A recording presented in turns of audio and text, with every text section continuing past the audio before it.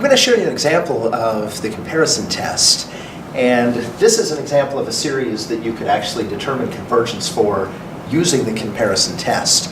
So the idea of the comparison test is that you've got some kind of series that looks a little bit familiar. Looks kind of like something you've dealt with before, but not exactly. For example, this series here, 1 over 2 to the n plus 1, looks a little bit like the series from n equals 1 to infinity of 1 over 2 to the n. Okay? Now, if you're looking at that, you say, well, okay, but it looks a little bit like that, but what does that have to do with anything? If I write this just slightly differently, that's actually 1/2 to the n power would be another acceptable way of writing that. And hopefully you can see now that's actually a geometric sequence with a common ratio of 1/2. We know that the geometric sequence, or specifically the geometric series with a common ratio of 1/2, is going to converge. So we've got this function that looks a lot like that other function. We know this function converges. We're thinking that possibly this function might converge. Here's the key to the comparison test.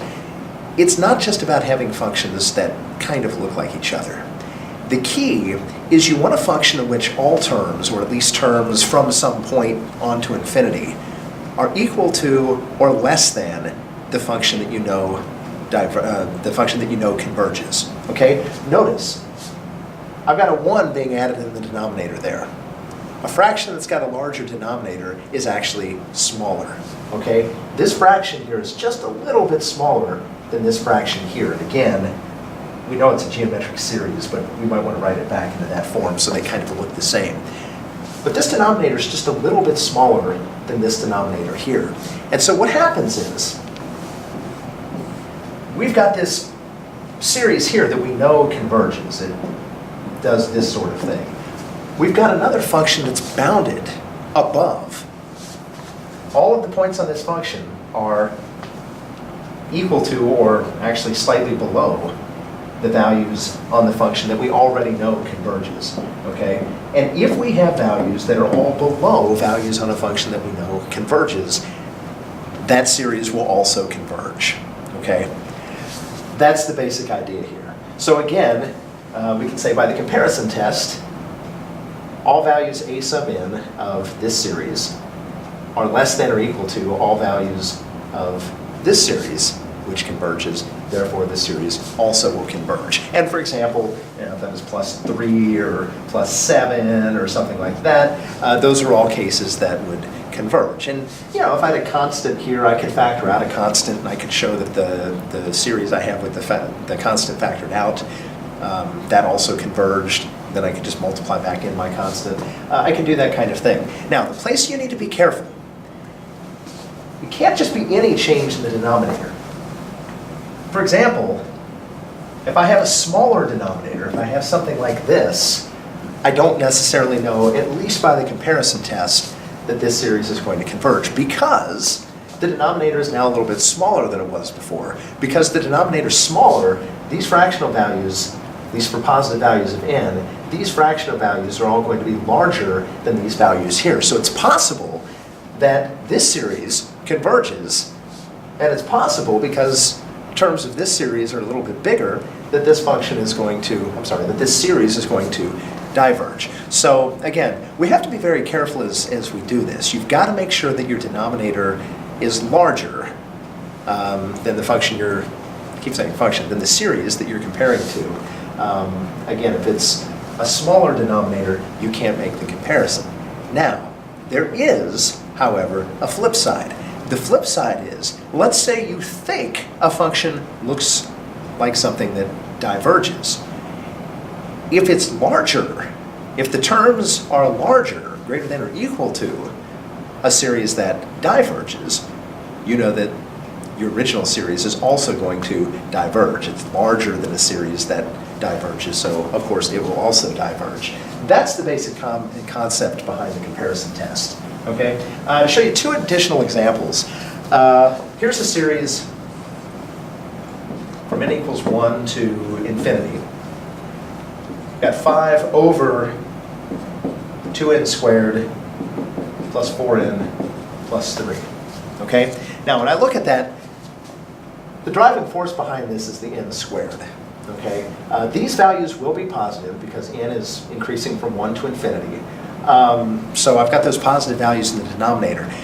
I'm looking at this function, or in this case, I'm looking at this expression in the series, and I'm thinking, this looks a whole lot like 1 over n squared. 1 over n squared is a p-series that converges. Remember, p-series, anything written in the form 1 over n to the p power, these will all converge as long as p is greater than 1.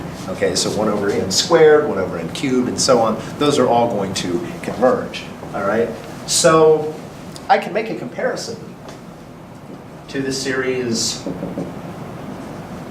Let's see, I'm going to do 1 over n squared. Now, that's clearly not the same thing as this. I'm going to factor out of 5 halves. Okay, so I can factor out of 5 halves. This is a summation. I can factor constants out of a summation.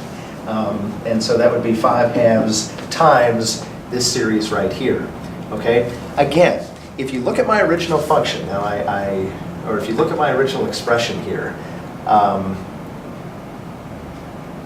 when I was comparing to 5 over 2n squared, which is what I was actually making my comparison to, notice the key here is this function is going to converge. This function's got to be less or equal for each individual term if it's also going to converge. And if you notice, again, these values right here, because n values are positive, that's always going to give me a denominator that's a little bit greater. And a denominator that's a little bit greater gives me a fraction that's a little bit smaller. So these terms should be a little bit smaller than these terms. And again, you may look at that and say, well, what is that? Like I said before, you can factor out the 5 halves, and you can show that 1 over n squared is convergent by the p-series concept, where n is greater than or equal to 1. Actually, n is greater than 1. Okay, but that is a convergent p-series. This is very similar to a convergent p-series. It's just a little bit smaller. And since it's smaller than a series that's already convergent, it's also going to converge. Here's one more example of the comparison test. This time I'm looking at the series from 1 to infinity of the natural log of n divided by n. Now, when I look at this, I'm trying to find a function that I know either converges or diverges that I can make a comparison to. And in particular, this time, I notice I have something over n. 1 over n I know is the divergent harmonic series, or you could look at that as being a p-series with a p-value of 1. I know that's divergent, okay? So I'm looking at this and thinking, well, this looks a little bit like that. Maybe this is also divergent. And again, when you're doing the comparison test, you're essentially making some kind of educated guess about what you think might happen. Now, this is different than my other two examples because if this is going to be divergent, what I'm going to have to show is that this is bigger than a series that is also divergent. If I show that the individual terms are smaller than a term that's divergent, it could very well be convergent. Well, here's another problem. You think about the natural log function. The natural log function intersects the x-axis at 1 and basically does this kind of thing. It has negative values for the first couple of terms. It has very, very small values for a while. I'm going to have several values that are less than 1, and as a result, at least for a couple of terms, this thing is actually going to be smaller than 1 over n, because my numerator will be less than 1. Okay? Turns out that's really not that big of a deal, because at 3, the natural log function becomes greater than 1. Okay, it's 1 point some decimal value that I'm too lazy to look up at the moment. But after 3 and ever after, the natural log of n is going to be greater than 1. So, what I know is this.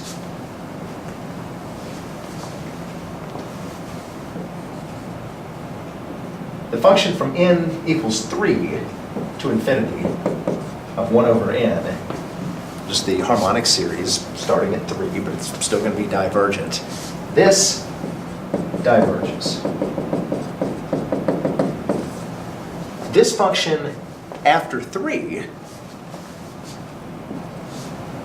is going to have terms that are greater than 1 over n.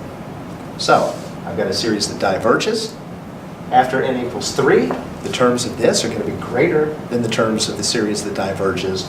This is also going to diverge by the comparison test. The comparison test is a great way to determine convergence or divergence of a series. However, the comparison test doesn't always work, and it really goes back to the idea that I showed you earlier. You've got to be able to show either that for a convergent series that you're comparing to, that your original series has terms that are less than or equal, or if you're comparing to a divergent series, you've got to show that the terms of your original series are greater than or equal to that divergent series.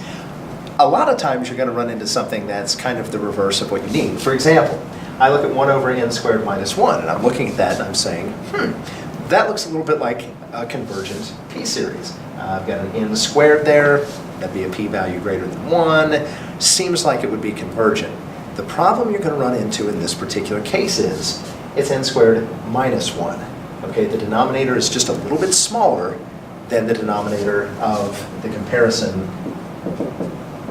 which would be 1 over n squared. And so, because the denominator is a little smaller, each of these terms is a little bit bigger than the terms of this series here. So, although this converges, I've got this slightly larger series. I don't have enough information to know that it also converges. Because again, it's larger than something that converges, and that essentially is just inconclusive. It doesn't say that it diverges, it just doesn't tell me anything. So here's the idea of the limit comparison test. Essentially what the limit comparison test is having you do is it's having you compare essentially what the driving force behind your series is. The fastest growing factor behind the terms of your series. Specifically, you're essentially looking to see if the two things that are being compared are of the same overall order, if they're the same overall type. Let me show you what I mean. I actually can make a comparison here, but what you actually can do, the limit comparison test says that you can compare the ratio of a sub n over b sub n of your series. And if the limit, as n approaches infinity, of that works out to be some constant, the series that you're trying to evaluate will do the same thing as the series that you already know. So for example, if the limit gives you a constant and this converges, we know this is also going to converge as well. Essentially, we're looking to see that they're the same type of function. Essentially, that when we compare them going really far out, that there's not one function that's kind of overriding the other one.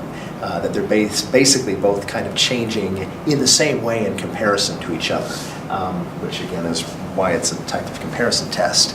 So what do I actually do in this particular case? Well, I'm comparing to 1 over n squared, okay? So my original sequence terms are a sub n.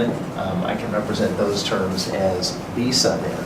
And I'm just going to compare the ratio between my original series terms, 1 over n squared minus 1, and the second one. Now, I can divide by 1 over n squared, and you get this really complicated looking fraction here. Remember, when you divide by a fraction, it's the same thing as multiplying by the reciprocal.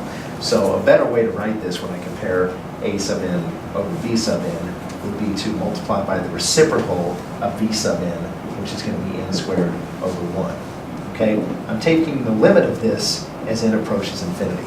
And what I'm really trying to see, if everything cancels out and I get a constant, these are essentially both growing in the same way as n approaches infinity. If not, one function is essentially kind of dominating the other, and there's really not any kind of comparison that I can make. Okay? If you take a look at this, your limit as n approaches infinity ends up being n squared. If we multiply these, you get n squared over n squared minus 1. Okay? Formally, you usually divide by your highest power of n. Okay, so if I divide n squared by n squared, if I divide n squared by n squared down here, and I divide by -1, by n squared. As n goes to infinity, my limit is going to approach 1 here. It's going to approach 1 there. That's going to approach 1 over infinity, which is 0. And the limit is just going to equal 1. Okay? Because it's a constant, that says that these two series are essentially growing in the same kind of way as n approaches infinity. As a result, if this function converges, which it does, this function will also converge. Okay, so again, I can't use the straight comparison test, but I can use this limit comparison test, and I can show that the limits approach some kind of a constant. And as a result, if one converges, the other also converges. Likewise, if the limit approaches a constant and one diverges, the other will also diverge.